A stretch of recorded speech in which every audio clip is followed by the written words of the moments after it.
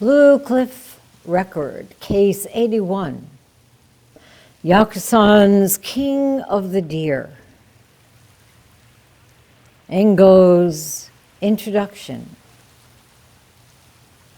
When he seizes the opponent's banners and captures the enemy's drums, even the 1,000 sages cannot subdue him. When he cuts through the complications, no one can touch him. This is not due to the functioning of occult powers, nor to his returning to suchness itself. Tell me, how does he attain such wondrous ability? Main subject. A monk said to Yakusan, "On the grassy plain there is a herd of deer. The king deer is among them. How can one shoot the great king deer?" Yakusan said, "Watch the arrow." The monk threw himself to the ground. Yakusan called his attendant and said, "Get rid of this dead fellow."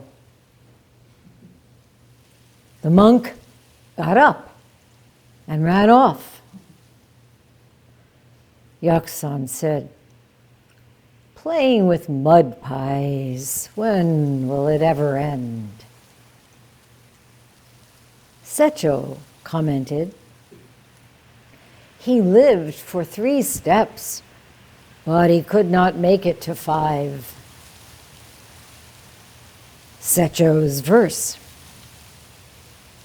The king of the deer, watch him. 1 arrow, and he ran 3 steps. 5 steps, and he could have chased a tiger. The hunter had a true eye. Now Secho cries, watch the arrow."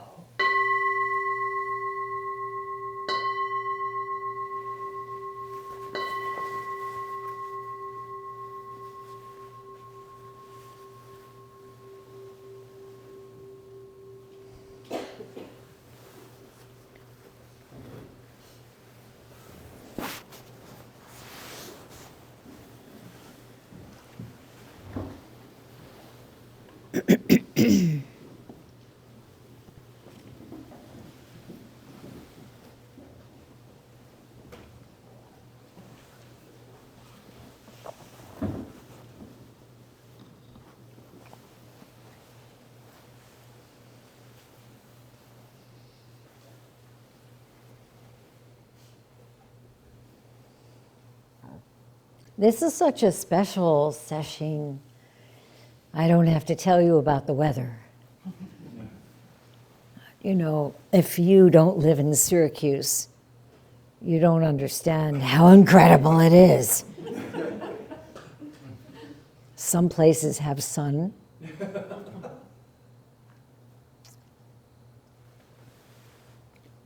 Yesterday, we celebrated our anniversary. 52 years since we began in a small room on the Syracuse University campus. I talked with our dear NICU, Robert Strickland, who has been in poor health. And he was one of those early practitioners. He sends his love.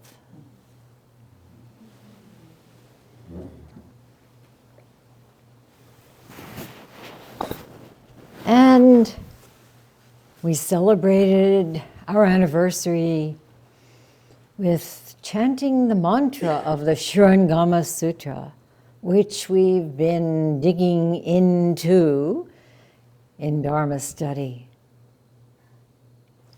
Very well led by Ino-san.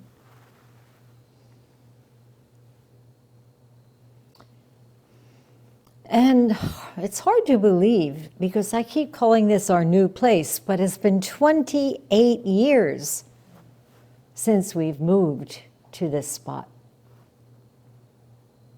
How many of you sat with me in my attic? 1, 2, 3, 4.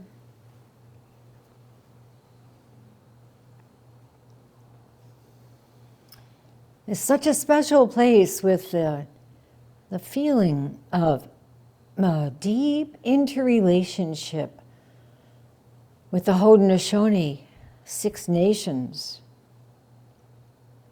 And Myorin is going to join them later this afternoon because they've just received 1,000 acres in Tully of land back. Land return. Return. Yes. Yes. Big deal. A long time coming. How many hundreds of years? Yes.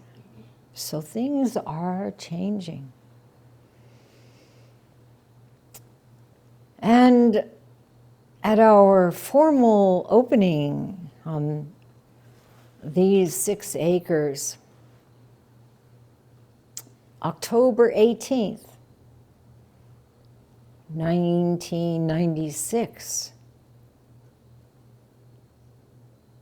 the ceremony was led by Edo Taishimano Roshi and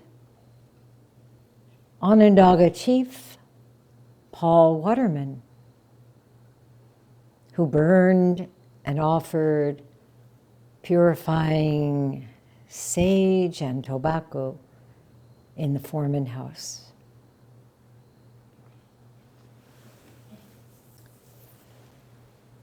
So today we meet the king of the deer. Such beautiful, graceful creatures. And he is their noble leader. Now, maybe a few of you, Jikyo I know, Kushu cannot be here today, you and I went to Nara, Japan. And there's a deer park on the grounds of Todaiji. Were you there that day? Another trip, huh? Visitors go to Todaiji to see the Daibutsu, the great Buddha, the largest in all of Japan.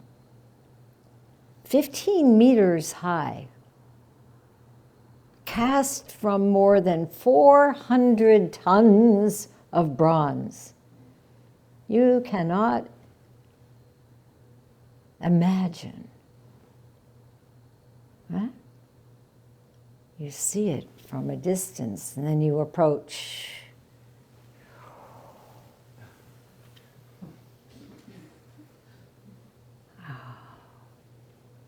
But to get there, you have to walk through herd upon herd of deer. Were you there? It's incredible. Deer, deer, deer, everywhere. They're very tame. In fact, they're quite aggressive. They sell special deer crackers at little stalls along the road. And so many deer are accustomed to being well fed.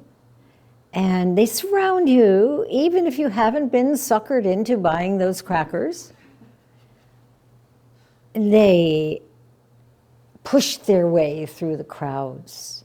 And sometimes they actually open people's backpacks to grab whatever little treats are in there, even if they weren't meant for the deer. And, you know, in Syracuse, too, deer are quite plentiful, almost tame. We have 5 or 6 regularly walking on our street, and they and our dog favor. Look at each other. Just,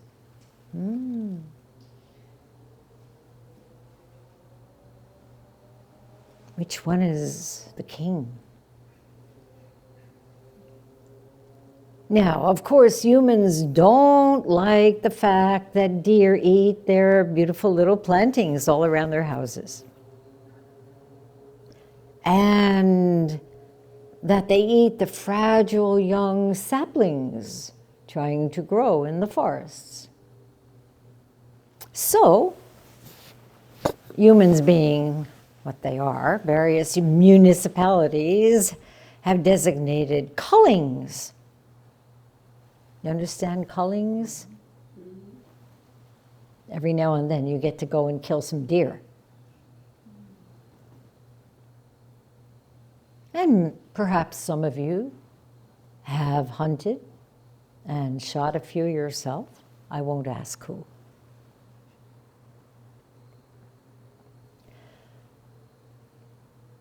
How would you like me to tell you a story? Yes? Okay, get cozy. Just, pretend you're having a little bedtime story here.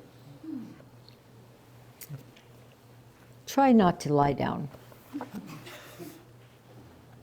This is the Jataka tale of the banyan deer.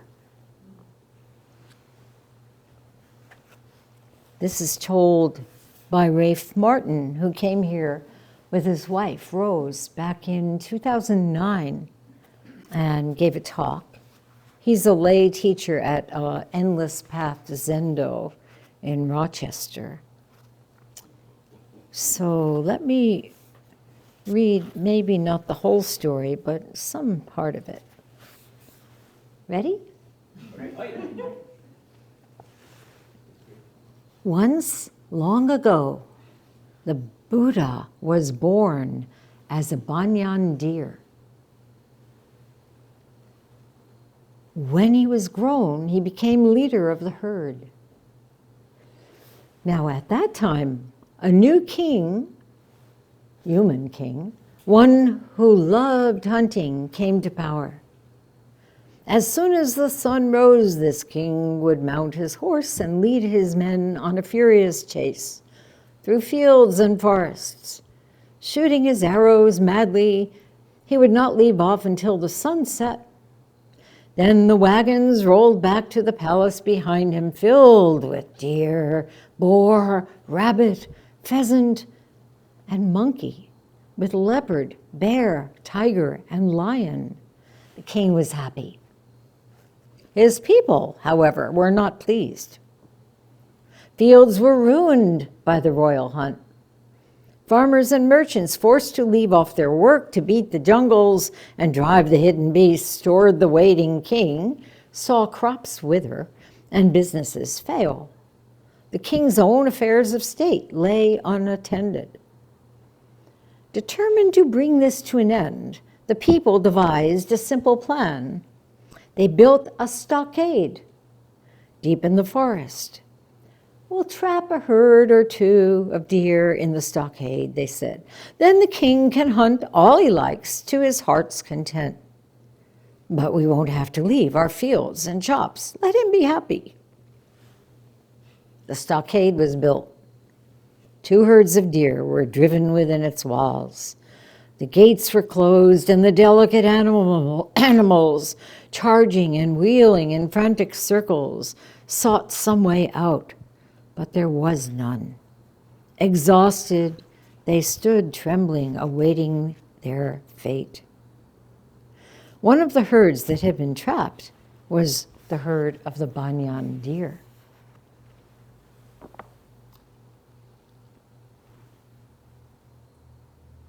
Soon the king arrived to view the newly captured herds. Noticing the 2 deer kings below, he said, The leaders of both herds are magnificent. No one is to shoot them. They shall be spared. But then the hunt began. The arrows flew. Deer were milling about, hurting each other with their antlers. They were terrified, racing wildly. And every few days, the king and his courtiers would go to the stockade and shoot some more. The king of the Banyan deer met with the leader of the other herd. "Brother," he said with a shake of his antlered head, "we are trapped. I've tried every possible way, but all exits are barred against us. Our subjects suffer unbearably. Let us hold a lottery. Each day all the deer, one day from your herd, one day from mine, will pick a straw. Then the deer on whom the lottery falls can stand before the king to be shot. In this way, many can be saved from needless injury and pain." The leader of the other herd agreed. And sure enough, the next day, when the king and his courtiers came, there was one trembling deer standing directly below them. "What is this?" said the king. "Ah, I see. These are noble deer indeed. They have chosen that one deer alone shall die rather than that they all suffer from our hunt. These dear kings have wisdom. We shall accept their terms. We shall shoot only the one deer that stands below." And so it went on. Each day, another deer chosen. One day, the lot fell on a pregnant deer. She went to her king, the leader of the other herd, and said, "I promise to fulfill the lottery once my fawn is born. But if I go now, both I and my unborn child will die." Her king said, "The law is the law. The lottery has fallen on you, and you must die. No exceptions." In desperation, she ran to the Banyan king and begged for aid. He listened quietly, observing her with wide and gentle eyes. "You are right," said the Banyan deer. "The terms of the lottery require that only one need die. Therefore, it is right that you be spared until your fawn is born. I will see that it is done." Overjoyed, the grateful deer bowed and bounded away. Then what? Who was he going to choose?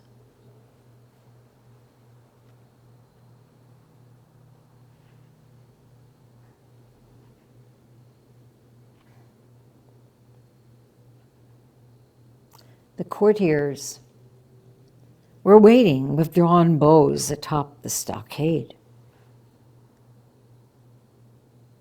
What do they see? The Banyan deer himself.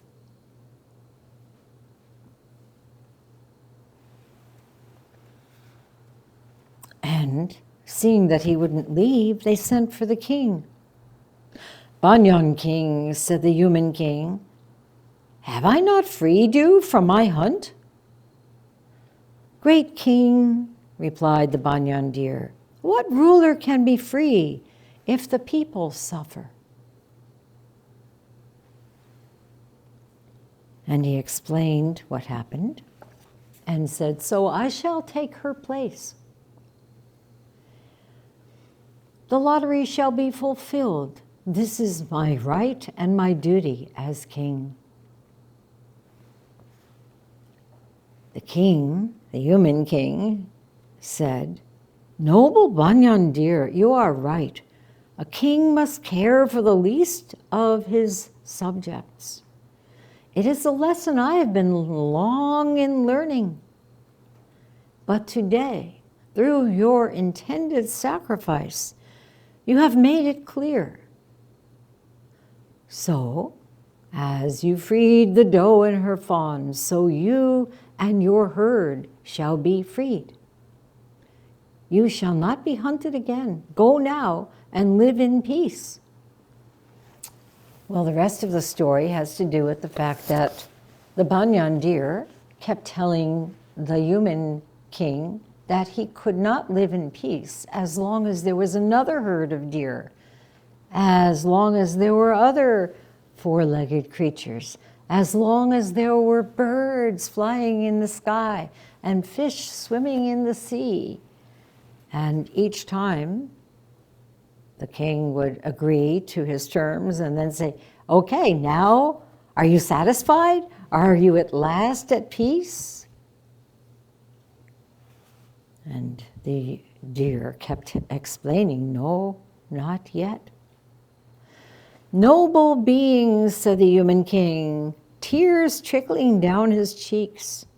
Compassionate one, never, no, never before have I been moved to think in such a way. Now you may think this is a story about deer, but isn't it a story about you?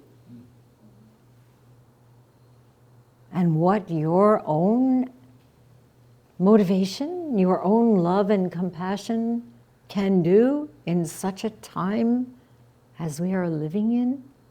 This story is really amazing.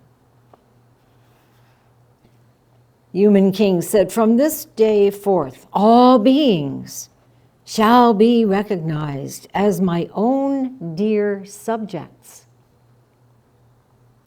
None shall be trapped, hunted, or killed. This is my lasting decree. See that it is fulfilled. Now tell me, noble one, he said, turning to the banyan deer once more, are you at peace? Birds flew across the blue sky and perched singing in the trees. Deer grazed calmly on the green grass. Yes, said the banyan deer, now I am at peace. A tear trickled from his eye, a tear of pure joy. And in that tear was reflected all the world. Gathering his herd, he thanked the king and departed back into the green forest. And later the king had a pillar of stone set on the spot. Carved upon it was the figure of a deer encircled with these words, homage to the noble banyan deer, compassionate teacher of kings. Then he too lived on, caring wisely for all beings.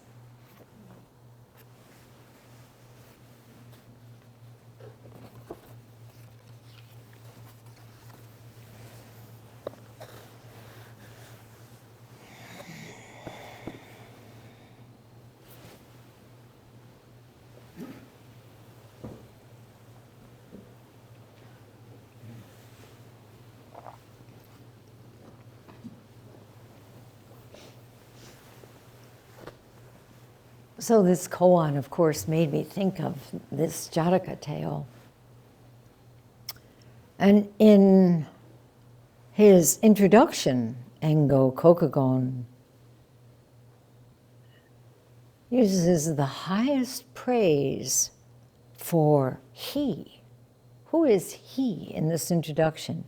When he seizes his opponent's banners and captures the enemy's drums, even the 1,000 sages cannot subdue him. Who is this he? Us, all of us.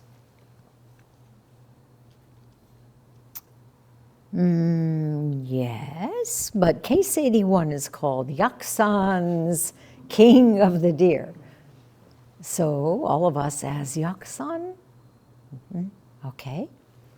Who is Yaksan? Yaksan Egan, Chinese Yao Shan Weian,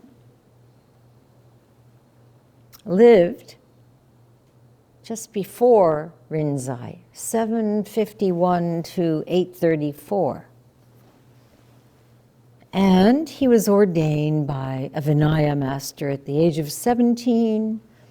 He mastered all the sutras and shastras, strictly adhered to the rules, but somehow was not satisfied. So many great Zen masters of that era. Yesterday we met Fuketsu Ensho, same thing, same, eventually finding Chan. So in this case, Yao Shan decided he wanted to find a Chan teacher, a Zen teacher. And he went first to Sekito Kisen Zenji, who lived from 700 to 790. And you may remember that he was Dharma grandson of the sixth ancestor, Eno, Chinese Wenang. So, pretty amazing guy, Sekito Kisen. Yaksan went to him and he said, I have a general understanding of the three vehicles and the 12 divisions of Scripture. How many of you feel you have this?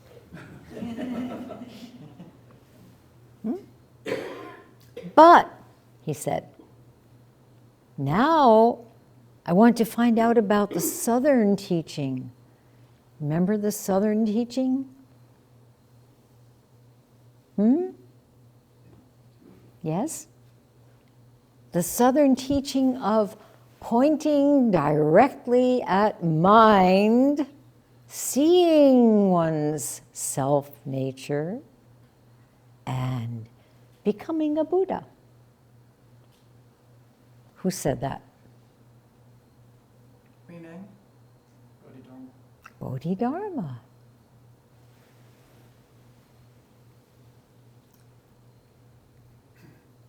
Today, he said to Sekito, truly I am not clear about this, and I ask for the Master's compassionate instruction.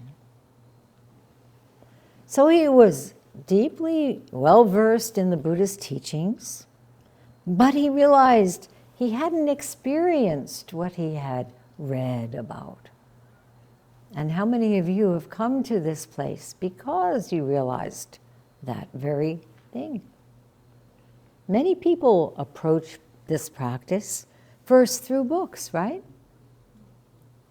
Or probably nowadays, I don't know. You go to Google, what is Zen? And where can I get it? But he wanted to know for himself, what is it? What is pointing directly to mind? What is mind? What is self-nature?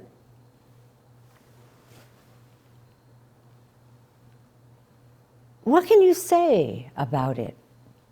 Please give me some instruction. I'm not clear about how to attain Buddhahood. Does anyone feel that way? And I ask you, please, where do I start? Tomorrow, about this attaining Buddhahood, we'll hear in the Diamond Sutra, that truth to which the Tathagata has attained is neither real nor unreal. Well, Sekito said to Yaksan, you can't attain it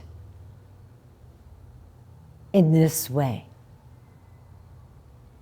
You can't attain it not this way. Trying to attain it this way and not this way, it can't be attained. So what will you do?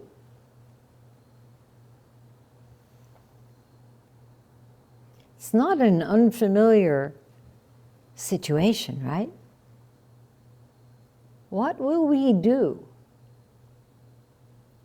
We've tried to get it this way, didn't work. Or we've tried to get it that way, didn't work. Well, maybe it worked for a short time. And then we were thrown back on that question.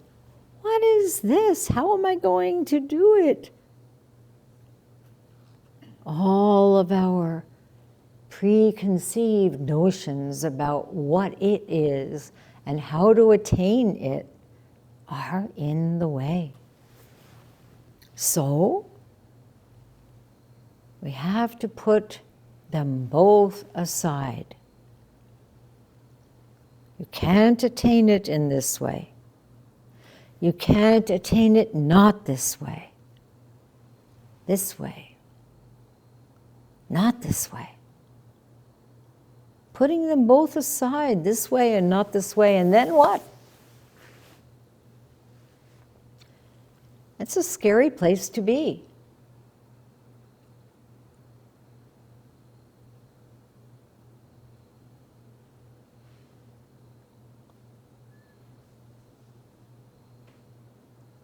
Yakusan was confused.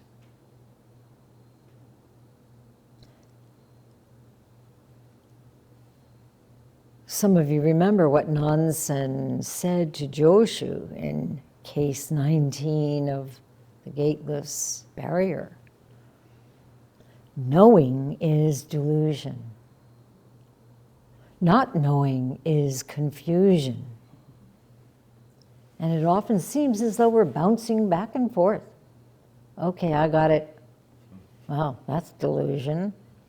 I don't know what to do. I can't seem to, I don't know who and how and where, and confusion.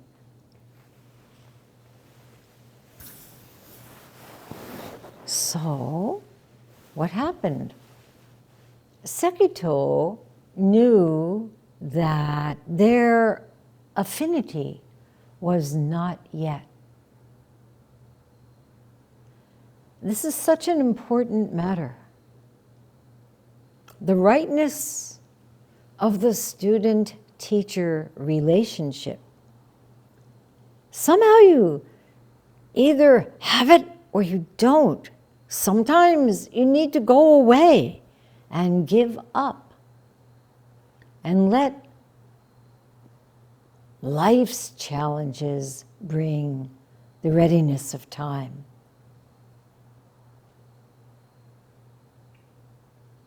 So, in a way, we could say, not yet is the most wonderful thing. Why?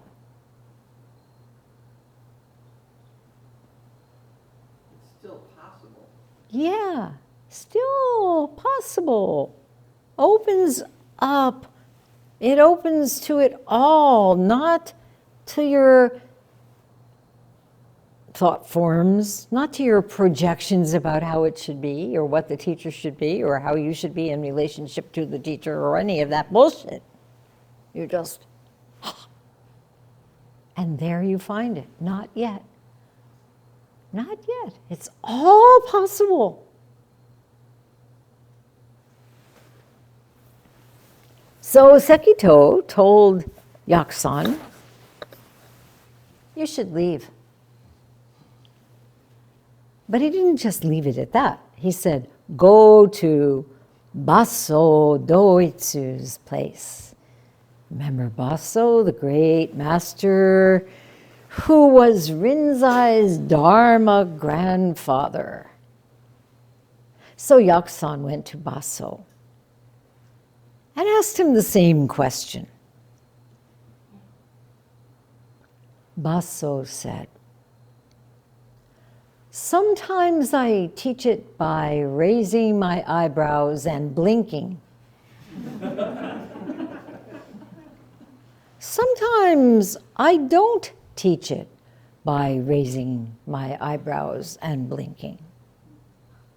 Sometimes raising my eyebrows and blinking my eyes is it. Sometimes raising my eyebrows and blinking my eyes isn't it. So what will you do? This is what Baso had to say. And perhaps this reminds us that the Diamond Sutra tells us there is no formula for the realization of supreme enlightenment. So, did it happen for you?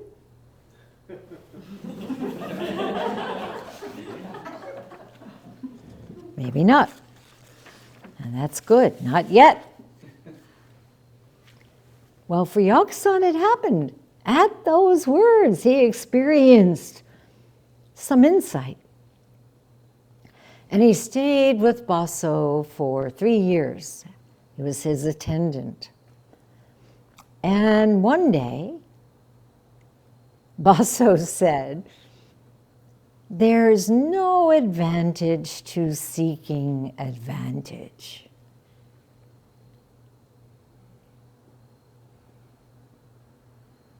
You should be thinking, now wait a minute. Seeking advantage. Nothing, he said, nothing is accomplished by seeking something. You should go on a journey and not remain in this place. Still trying to attain it? Better go away.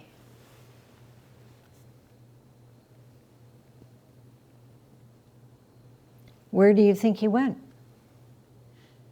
What was next?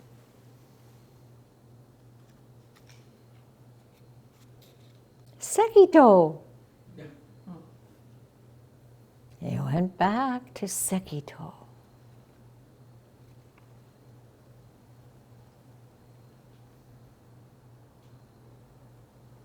He had been so confused, and yet now, having been told by Baso, leave. When the student is ready, okay? When the student is ready, same teacher, but the teacher appeared. Do you understand? Same, yet he was different.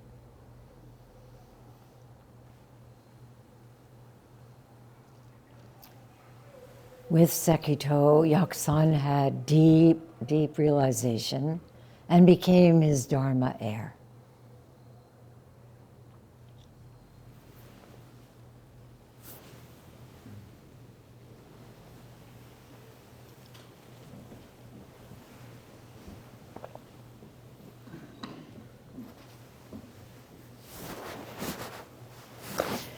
In the introduction, Engel uses military metaphors to express his admiration of Yaksan. As I said, he, right? He is Yaksan. When he seizes the opponent's banners and captures the enemy drums, etc., etc. When he cuts through the complications. What are the complications in this that Engo Kokugon is referring to? What are the complications? Emotional afflictions.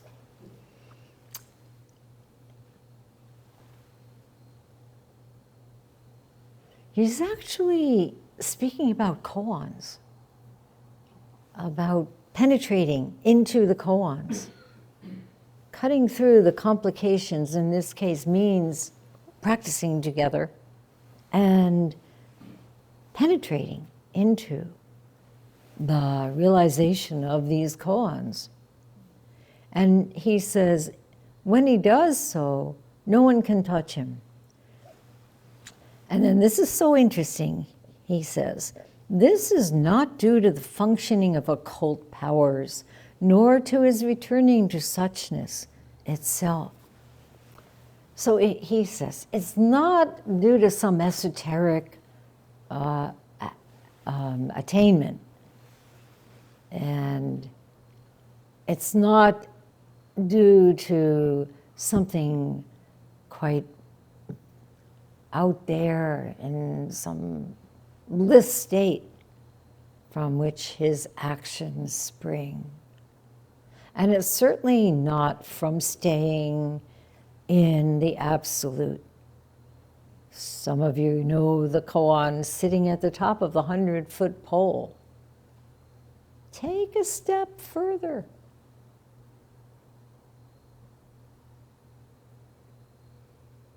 And I think we often think that we need something special, something from the esoteric realm or the supernatural to find this natural ability, this wondrous way of being in the world. It must be out there somewhere.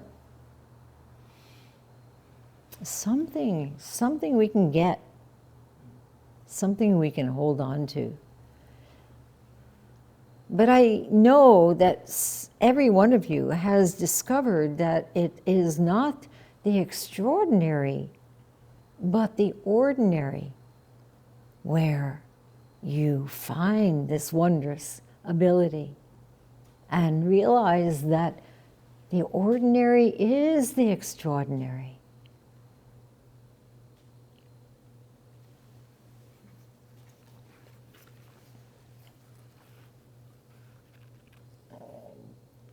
So we may think, where does this ordinary, wondrous ability come from?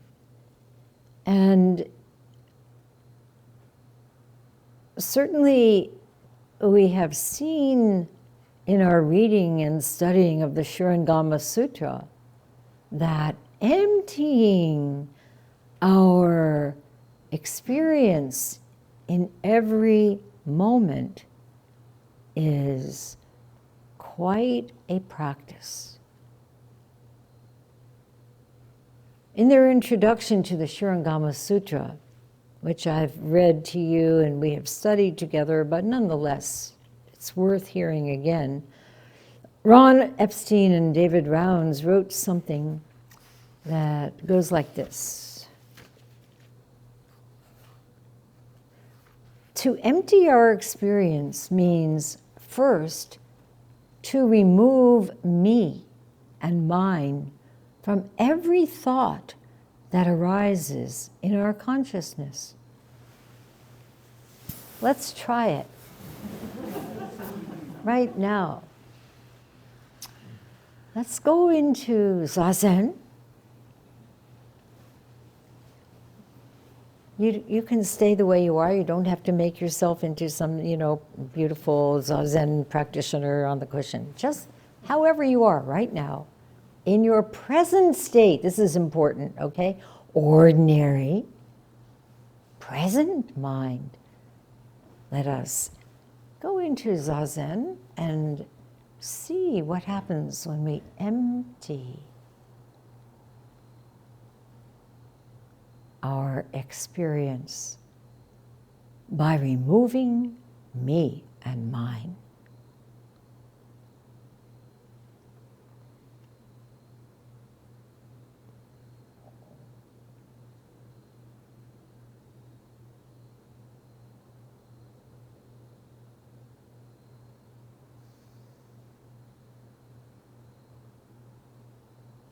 What came up for you? Anyone? Crickets. Hmm? Crickets. Crickets? And what happened? They were singing. And? Was it your hearing? Oh, separation. So you emptied the experience of crickets. There was no you there to hear. That's the point. Anyone else? What came up for you? Pain. Pain. I notice my pain. My pain. How do I empty my pain? Right away, there it is. My. Anything else? Focus. Hmm? Focus. The focus is what you felt. Focus on yourself. Huh? Focus on finding the distance. Focusing on finding the distance.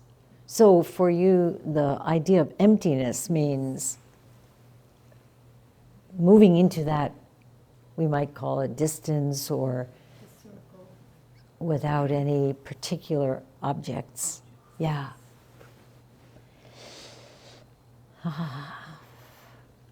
Well, they continue in this quote. Sustained contemplation or focusing of the emptiness of the emptiness of the self can extricate us from ego-centered experience, so that when you are truly empty, there is no my pain. What happens when my is gone from pain? It's fine, Hmm? All connected. it's just okay. What does it feel like when the my is gone from the pain? Release. Hmm? Release. Release. There's pain, but it doesn't hurt, is another way to put it. Yeah. It's just pain. It's not my pain.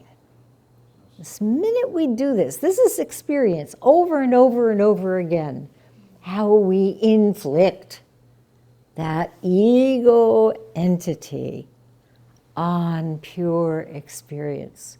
You can do the same with crickets. These are my crickets. I'm hearing them. Where'd they go? I want them back.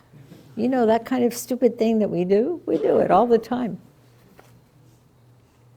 Extricating us from ego-centered experience and liberating us from the prison of selfishness. So you were talking about the prisoners, and they can actually, with you, you have experienced how it is that they can be free right there in the midst of. And also, conversely, how we create such an incredible fortress that we are locked into and feel, I gotta get out. Ah.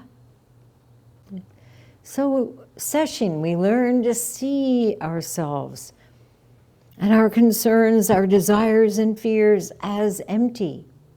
I'm still quoting them, but I'm adding, this is what session really is. Like a mirage or a dream, as ephemeral as a bubble or a flash of lightning, as it's put in the ending verse of the Diamond Sutta. Mu is in fact emptying and opening ourselves up. When you are being moved, let me put it that way, when it's not, I am doing mu and it's not working. But when you are being moved, the fullness of the world appears. Everything. Thus the cricket sound. And they say it entails eliminating the boundaries that we have drawn to cope with the world. These coping skills that we're all so good at, keeping the world out, staying in the cell of our own making, right?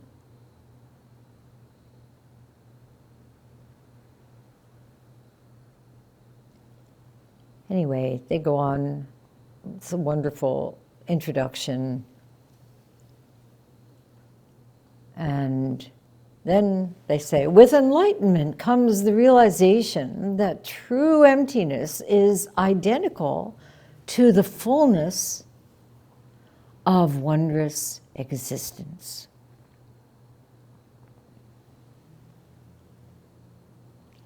So when your focus brings you into this, nothing, no ego, just open to this, everything comes forth shining in its own way. And they say it can be reached through the hard work of becoming aware of every single thought and emptying it one by one. This is hard work, right?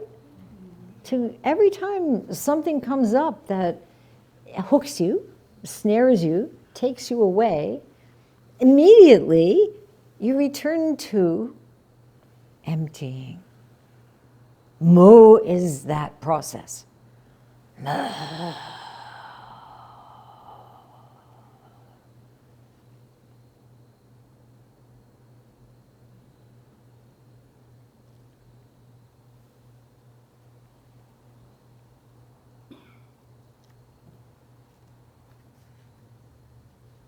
They then say the sense faculties, eyes, ears, nose, tongue, body, and cognition are obstacles that keep us from our home in true reality. But do they need to be obstacles? No, this is the genius of the Shurangama Sutra. If the direction of these faculties, attention, is reversed so that they are focused inward rather than outward, in other words, not seizing on an object, but turning it around, then they become the means of our return to reality. What is reality? When I, a student of Dharma, look at the real form of the universe, real form. So I've really been enjoying, really, the word real eyes. Real eyes. Isn't that fun? Real eyes. The real form of the universe is when that turns within, the real eyes. Direction of these faculties' attention is reversed. They are focused inward rather than outward.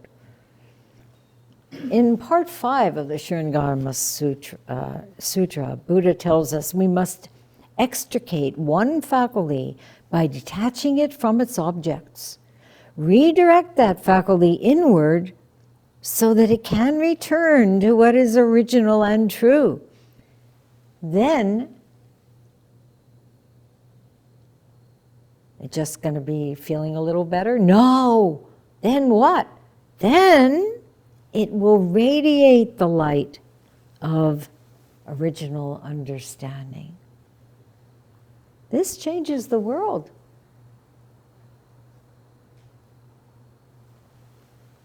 This brilliant light will shine forth and extricate the other 5 faculties until they are completely free.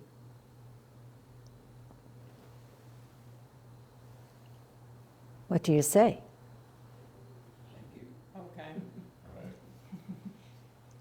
I say, wow. Wow.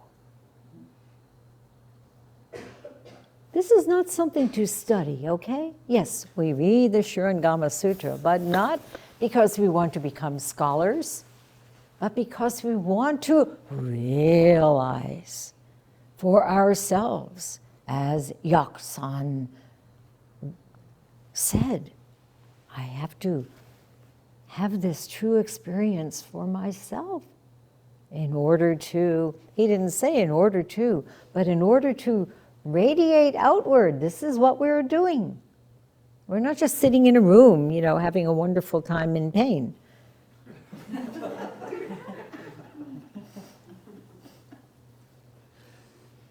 This brilliant light will shine forth. This is the Buddha saying this in the Shurangama Sutra. This brilliant light will shine forth. So yeah, it's hard work. It's continual. Continual. It keeps, coming back, jumping up again. Oh, hi, ego, you're doing so well. And yet, the effects of this cause, okay, we often talk about cause and effect. The effects of this cause, of this hard work that we're doing, this developing trust in this work that we are undergoing, the effects of this cause, this is karmic transformation. See, we say in the verse of purification, oh, all my harmful karma, yeah, right. I guess I'll just deal with it and I'll be in pain all my life. Okay, next life. No, we can do this right here now. This karmic transformation. That's the work we're doing.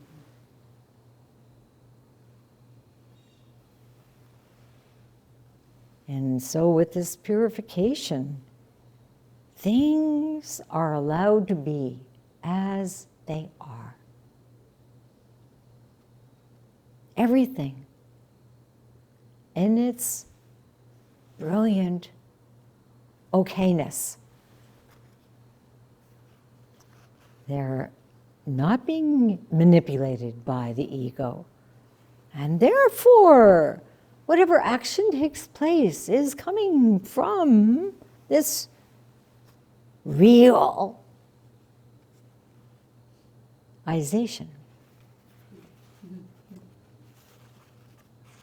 Well, I should get to this koan, right? She has to go. Dogen, of course, drew upon this in the Shobogenzo. Some of you remember. He said, you should stop the intellectual practice of pursuing words and learn Ekko Hensho, turning the light around and shining back. Mind and body will naturally drop off. The original face will appear. This is wondrous ability. Dogen, somehow he was left off the dedication.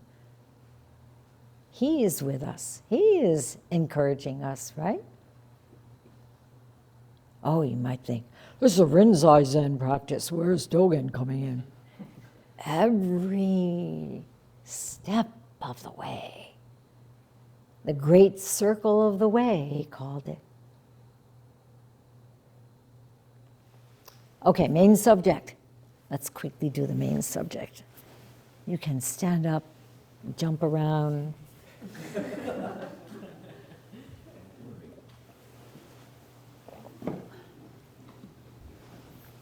Or just let go of my pain. Here we have a monk meeting with Yaksan, and he is asking how the king deer can be shot.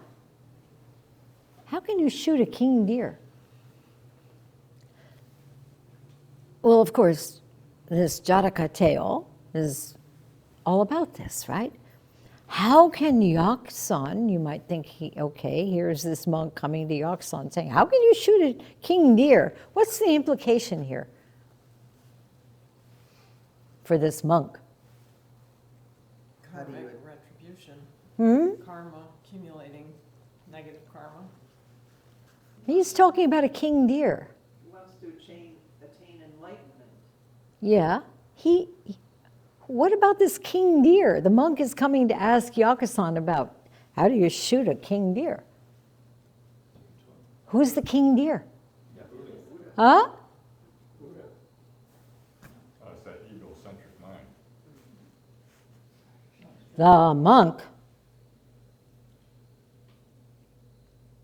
is seeing himself as the king deer. You're not going to get me. Here I am standing in front of you, oh great Yakusan Zenji. How are you going to shoot me? Ah, I'm the king deer. Here I am, this one shining alone. So the monk obviously had some insight, right? He comes with this sense of his own worthiness. But there's something being put on here, okay? Yakusan, of course,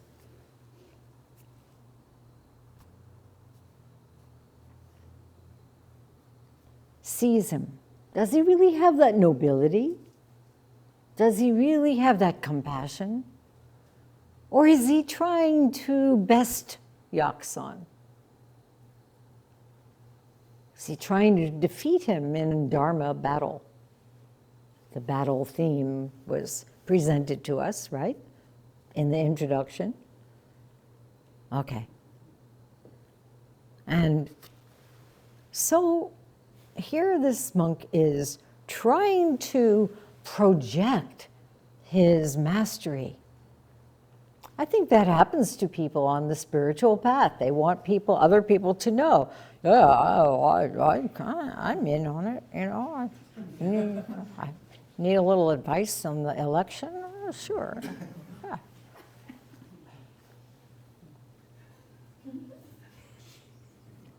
But there's a kind of, what Yakusan sees in him, what we intuit in this presentation, is here he is showing himself as the royalty, as a masquerade. You know, it's Halloween time. He's got the king deer thing on. Antlers. He's all dressed up. You can't shoot me. What does Yakusan say? Watch the arrow. Look. This is a direct hit. Right there. Yeah. Direct hit. Yakusan, the masterful hunter, he's also the master of turning the faculty of seeing inward, and then it actualizes. It shines forth. The arrow that he shoots at this monk lands of its own accord. For Yakusan, there is no external object called a monk with a masquerade. The monk falls.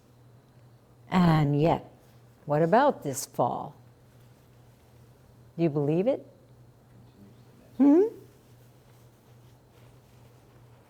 Well, you probably remember that after 3 steps, he got up and ran off. So probably you don't need to believe it. That's the masquerade. It's play acting. The monk is still caught up. He wants to trap Yakusan into playing his game. So the real is nowhere to be found. But for Yakusan, there's no game. What a waste of energy. He tells his attendant, drag this guy away. That's the second arrow. that corpse, drag him away. Yaksan is done. But the monk, he's not dead after all. But he's not really alive either. So gets up and runs out. And he's still trying to engage Yaksan in his running out. That's his strategy. But it's not working. Yaksan compares him to a child. Mud pies. On and on and on, you know? So it's like the monk's running in quicksand or a mud hole. Doesn't realize it. Okay, Secho commented, the monk lived for 3 steps, but he couldn't make it to 5. Couldn't make it. That was it. And then in his verse, Secho said, watch him. Watch him. He thinks he's the king of the deer. 1 arrow, 3 steps. If he had lived for 5, he could have chased a tiger. Who's the tiger?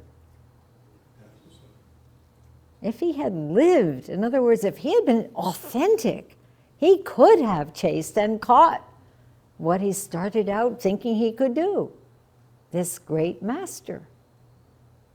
But, sorry, And this pretense of being a royal deer couldn't prevail. Watching the arrow for the monk was to be caught by an object out there. So just as happens to us when we believe our thoughts, when we see our cravings, our entanglements as the real form of the universe is, I want to get up and get out of here. Or whatever you might be thinking at this time, right? It's not, it's the,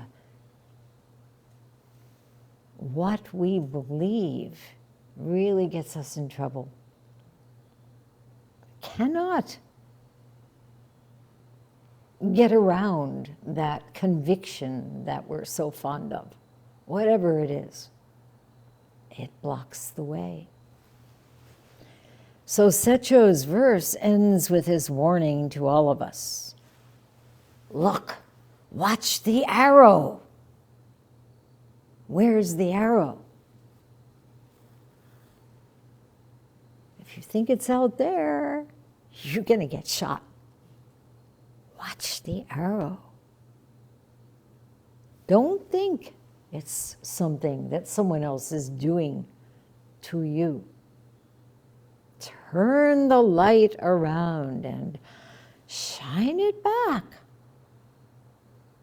Otherwise, all we can do is make mud pies, life after life, caught in the quicksand, chasing after the mirage of me and mine.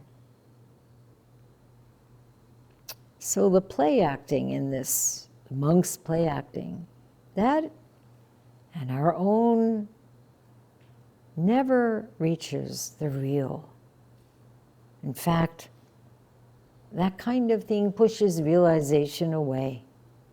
Like the deer caught in the stockade, around and around in desperation, living in fear.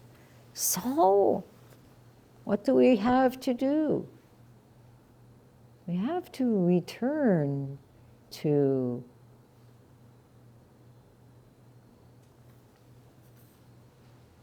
someone who is working with Jakugo gave me a wonderful one today. It wasn't the right one, quote unquote, but it's so great. It expresses this sesshin and this koan so perfectly. emptying, emptying, emptying. This is not the Jakugo. I'm just repeating what we have looked at. Emptying, moment after moment, thought after thought. And here is the Jakugo, the verse. There is not one thing. And within this inexhaustibility, there are flowers. There is the moon.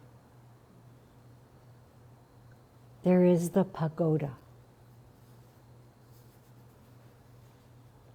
There are all of you. In this not one thing. Here we are, alive, creative, free.